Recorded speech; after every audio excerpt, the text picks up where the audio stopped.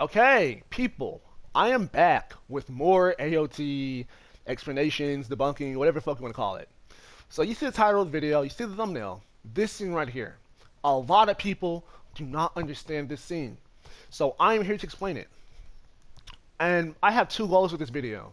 One, explaining this scene and explaining what Aaron means when he says he wants humanity wiped away. Because a lot of people don't understand what he means by that. And then two, I'm going to explain to you why this is not a reason why Aaron did the rumbling. This had no effect nor impact on that at all. Aaron did the rumbling purely for survival. I have like a bunch of videos on my channel talking about why that's the case. And then here will be another explanation of why no, dude, Aaron did not use the rumbling for anything but Paradise to Survival. And this right here, this is not evidence of why he's rumbling. This had nothing to do with it. So I'm gonna explain those two things in this video. And shit, I don't know. Let's go. All right. So first thing we gotta get over this scene, the big scene, biggest reason why I made this video. All right. So Aaron's talking to Ramsey. He tells Ramsey he wanted this. He wanted humanity wiped away because he was disappointed by humanity when he found out about it. Okay. So a lot of people think that Aaron in this scene, the reason why he wanted humanity to be wiped away was because when he found out about humanity, it disappointed him because it did not fit what he thought it was. Aaron thought humanity in the land outside the walls, he thought it would just be empty with no people for him to explore. So they think that Aaron was disappointed by the fact that there's people, and that does not co-align with his imagination of how the outside world would be. I'm going to debunk that. I'm going to debunk that heavily. That is not why Aaron was disappointed. Okay? So, when Aaron first found out about the outside world, what was it? It was through his father's book. When Aaron finds out about people or humanity outside the walls, what does he find out about them? The book that tells him about him, what does he find out about them? He finds out that they are racist, hateful, and confine his people. That is what he finds out about. He finds out that the outside world hates Eldians and treat them like shit. Okay? People, you have to understand, what does Aaron mean when he says he wants to be free? Aaron's freedom is being able to explore the world, because that's what he wants to do. That's what Aaron wants to do. The outside world confine Eldians and treat them like shit. Remember this, people. Grisha and his sister, all they wanted, the first thing that Aaron finds out about the outside world, right, is from Grisha's book, and then Aaron also lives through Grisha's memories because of time power. So everything that Grisha writes down, Aaron was able to literally live through. He lived through this, so he actually saw all this stuff from like Grisha's POV. So Aaron is literally he literally was able to live through this book. So what does Grisha write in this book? He writes down as a child when he went to go see an airship, he was beaten for it, and his sister was killed and eaten by dogs because of that, right? That is literally the first shit Aaron finds out about the outside world. Is that that's how fucked up this. That's how much they hate his people. That's how much they hate Eldians. That's how much they despise them. A little girl was eaten by dogs for wanting to see an airship. Aaron wants to see the world. Aaron wants to see the entire world. This little girl wanted to see an airship and she got eaten by dogs for it. What do you think's gonna happen to Aaron? Another thing to remember, people. Other than Marley, the rest of the world hates Eldians way more than Marley, right? Udo states this, that the rest of the world treats Eldians even worse than Marley does. They hate Eldians even more, right? So, you have to know this. This outside world hates Aaron. That's why Aaron dislikes them. It's not just because, oh, they exist, that doesn't co-align with his views. Aaron doesn't give a fuck about them existing. That doesn't matter. That has no, people being alive in the outside world has no effect on Aaron exploring it, because there's still land that he doesn't know about that he can explore. So just because there's people out there, that's irrelevant, because Aaron wants to explore the world, right? And now you might disagree with this. I'm going to prove my point, right? So in season 3, when Flock was shitting on Armin, Aaron was like, bro, it's cool, don't worry about that, because we're free now. We can go to the sea, and then we can go explore the outside world that we've never seen before. And Aaron's talking about he's happy. But what stops him? What makes Aaron realize that he can never do it? Aaron literally flashes to Grisha's sister being eaten by dogs. Aaron is happy because he can explore the world finally, but what makes him lose that happiness is not the fact that it's people. It's the fact that the people out there hate him. That's why it specifically flashes to Christian's sister being eaten by dogs.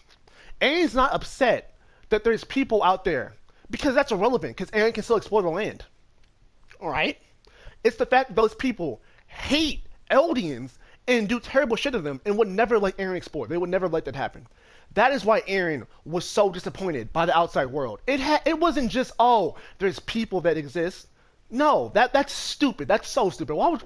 That doesn't make any sense.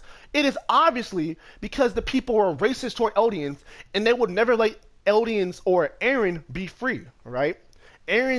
What freedom is to Aaron is the ability to explore and see the world. They would never let Aaron do that.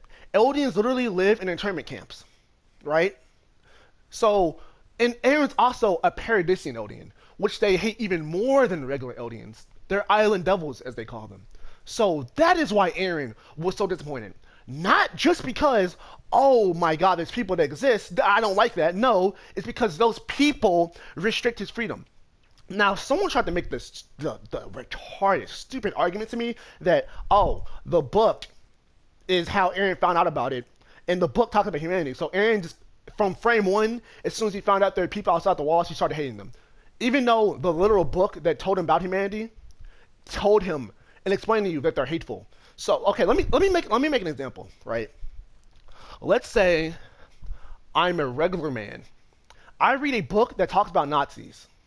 In this book, the first sentence is, there are these people called Nazis. Second sentence explains to me how fucked up and terrible they are. So then I have a hatred towards Nazis because I realize, those guys are terrible. Because this is my first time finding out about them, right? So if I go to someone and I say, bro, ever since I found out about Nazis, I've hated them.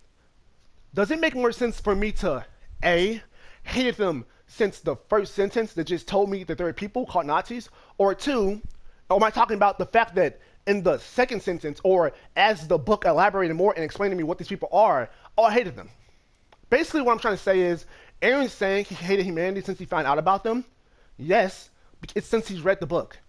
Aaron didn't just hate humanity after he found out that they were alive outside the walls. He hated them when Grisha's book and Grisha's memories explained to him that they were terrible people. That's why he hated them, okay? I hope that analogy gets through. I know I kind of said it kind of fucked up and wonky, but I hope it got through to you. And then part two, I'm going to explain to you why this disappointment had nothing to do with Aaron using Rumbling. Because a lot of people think that, oh, this is a reason why he wanted to use Rumbling, because he just wanted to be free. No, that's not true. Let's get into that right now. Okay, so Aaron, in the season 3, looks at the ocean. If we finally kill them, can we be free?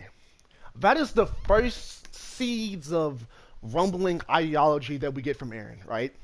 He looks over and says, bro, if we kill an enemy, because at this point, Aaron views everyone across the sea as his enemy. If we kill them, can we finally be free? Right? So Aaron killing them is pretty much freedom to him, because those people are restricting him from being free. But then we get on later to the story, right? Aaron talks with the Hiruzi people. He talks with the Marleyan people that joined Paradise, right? So when Aaron's talking to these people and they're talking about, hey, so we can do this rumbling shit, what does Aaron do? Aaron literally on multiple occasions he says he doesn't want to use it because that's a fucked up plan. So I'm going to play multiple scenes right here in the background while I'm talking. So the first scene I'm going to play right now is when they're talking about when Lady Hiruzi was telling them about Zeke's plan and to use the rumbling.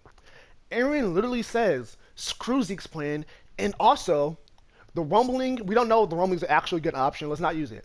If Aaron really wanted everyone gone, just because if Aaron was so heartless to where he would actually kill the world because of his own wishes, if he was that heartless and that fucked up, then he wouldn't have done that. He literally says right here, we don't know if the rumbling will actually work, we need to weigh out our options.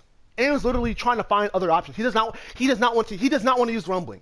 Even though Aaron sees the world as his enemy, he still doesn't want to use the rumbling because he still knows, bro, that's kind of wild. Next scene, when they're at the train, Hanji tells them, bro, the world refuses to hear us out. They refuse to do any negotiation with us because the world wants to keep paradise as the root of all evil. So the world would never ever do any negotiations with us, right? Hanji tells that to Eren. Eren gets mad and says, "What? So does that mean we have to rely on the rumbling?" He's like, "Fuck!" And Levi's like, "Yeah, man, I guess we do." It's actually kind of funny. That's actually really funny how like Levi was like, "Hey, we gotta do it." Like Levi was just cool with it. He was like, "Hey, man, like fuck it, man, guess we got to." But you literally start there, bro. Eren again, he is not wanting to use the rumbling. Even though he sees the world as his enemy, he still does not want to use the rumbling. Then Eren goes to Marley. He sees all these people. He sees it. He's like, "Bro, look at all these people." He sees a pregnant woman with her husband, thinks of his mother, and he's like, "Bro, I'm gonna have to use," because he has future memories of the rumbling. So he's like, "Bro, I'm gonna have to kill these people." Like, that's fucked up. For a split second, he even thinks about, "Bro, maybe we should just do the euthanization plan because fuck, like if Eldens are gone, then I guess the world would be at peace at that point." Like he even thinks about doing the euthanization plan. But Eren could never do the euthanization plan. The euthanization plan literally goes against everything that is Eren Yeager as a person and as a character. So of course he just can't bring himself to do that. Like he's like, "Bro, like I can't do that to my I cannot take away freedom from my people, from Armin, from Mikasa, from Paradise. I can't do that to them." Like that's just like let's go like on like a meta story narrative side of things. It would damn near be a plot hole for Eren to do the utilization plan. Like that would be like, that's like if Goku just stopped wanting to train. He was like, "I don't want to train anymore. I just want to like that." Like he was like, "I just want to be lazy." Like that goes against his entire character if he would have done the utilization plan. That goes against it, right? So Eren then goes to the Marleyan, like the Marley like international discussion Congress shit, and he sees the world. They united like, "Hey, bro, maybe we should be nicer to the Eldens that live on our continents, but the Paradise Devils, we need to wipe them out." So he visibly sees for himself that these people want Paradise to be wiped out and that they are not budging on this. He literally sees it again, another example that he has no choice but to rumble. Okay? Then Eren goes to Marley undercover. Why does he do this? Because he wants to see the truth of Marley and the people. He finds out that the people, not everyone here, not everyone is his enemy. There are some good people here. There may be some shitty ones, but every place has shitty people. But there are good people here like Falco, and there's innocent people. So Eren let me explain this to you, right? So before Eren went to Marley and found out there were actual good people, not everyone was his enemy, he still didn't want to rumble. Now Eren goes to Marley to actually see that they're all good people and they're not all his enemy. He sees that, and then he goes to Declaration of War conference. He waits for them to declare war, and then he attacks. It could not be more clear or evidential, bro. Eren is not doing the rumbling for his own selfish wishes of freedom. That is not why. He's doing it because it's the last resort. Even when he saw them as his enemies, and he just hated them all just because whatever, because he was ignorant, he still didn't want to rumble, and he didn't want to rumble. So, some people may be wondering, why was he so guilty in Ramsey then, right? That's the biggest argument here. Oh, why was he guilty and crying when he was talking to Ramsey if he's only doing it for survival? Okay, people, let me help you understand this, right? The reason why Eren was guilty and why Eren was crying when he was talking to Ramsey is that because of this scene right here. Even though Eren is doing the biggest atrocity ever, this is actually like, this is heartbreaking. Like Reiner says this, like, bro, like no one can handle doing mass genocide. Like doing that would like break you as a person. Like that is like, that's not something a person can bear. Like a person would like crumble. Like that's so fucked up. Like Eren is going through it. You even see in the episode Eren's face, like he looks destroyed. But even with that, because in Eren's core of his very being, he wants freedom. So when he's rumbling, there's a part inside of him that is happy because he's finally experiencing freedom, a little bit of it. He's seeing a bit of freedom, right? Now, Maybe saying, "Oh, well, look, he's happy because he's free." Audience, listen to this. Aaron literally knows he only has 2 years left to live. That's why he's. That's one of the reasons why he's doing the rumbling. He literally says like one of the reasons why he won't give me Mikasa is he's like, bro, I only have 2 years left to live. Like I'm pretty much fucked, bro. Like I can never even be with Mikasa if I wanted to, cause like I'm gonna die so soon. That's why he wants to leave behind a world without the enemies, so that his friends can live. Aaron is like the rumbling is he's doing it for purely non-selfish reasons. He literally talked to Zeke and said, "Bro, I'm doing this for them. Like I don't even have that much time left to live to begin with, bro. Like I can never really explore the way I wanted to anyway, because how short his life is. That's why he wants to go out, at least saving the people he cares about, right?" So I mean, like there are so many scenes of Aaron where you see he doesn't want to use the rumbling, and even when he's decided, like when he's injured in the hospital, he's like, he still was like, damn, bro, like I guess I'll do it for them. So the notion that Aaron is doing the rumbling, the notion that there's even a percent of Aaron that is doing the rumbling because of his own selfish reasons is just so like no, he's not doing the rumbling because of his own shitty selfish reasons. He's only doing them for the people. That is the only reason why. That's the end of the video. I hope I explained it to you well, and that's it.